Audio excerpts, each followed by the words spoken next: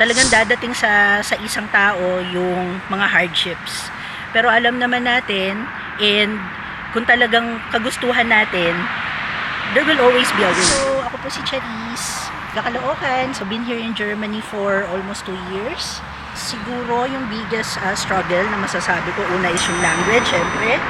Kasi iba yung natutunan, tapos iba na kapag ka-conversational yun sa day-to-day na experience natin with other people.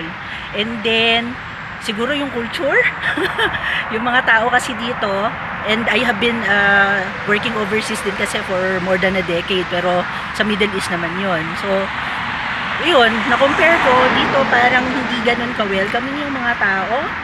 Pero siguro, wala eh, it's part of life.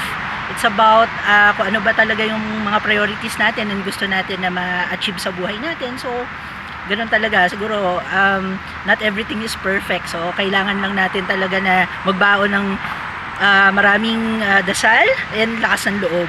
And, of course, yung will power natin to move and go on with our lives. Yan. 2 years in dito sa Germany, ano yung mga, you would say, your greatest lesson? Talagang dadating sa isang tao yung mga hardships.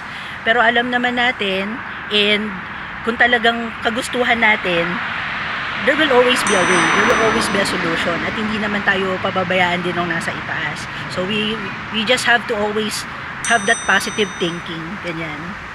Ayun. And everything will follow. Ayan. Sa mga kapwa Pinoy, I guess, and I believe na pare-pareho tayo ng mga napagdaanan or pinagdadaanan sa ngayon. So, ang advice ko na maibibigay sa inyo is huwag mawala ng pag-asa. Siyempre, laging tumawag sa Panginoon.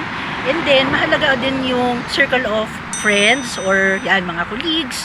Kung meron tayong, for example, sad, ganyan, di talaga mawawala yun eh. Tapos yung adjustment. So, malaking factor yon na makipag-communicate tayo at makahanap din sana tayo ng somebody who will be there for us.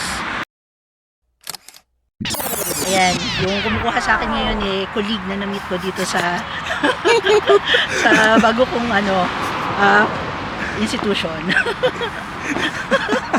Okay.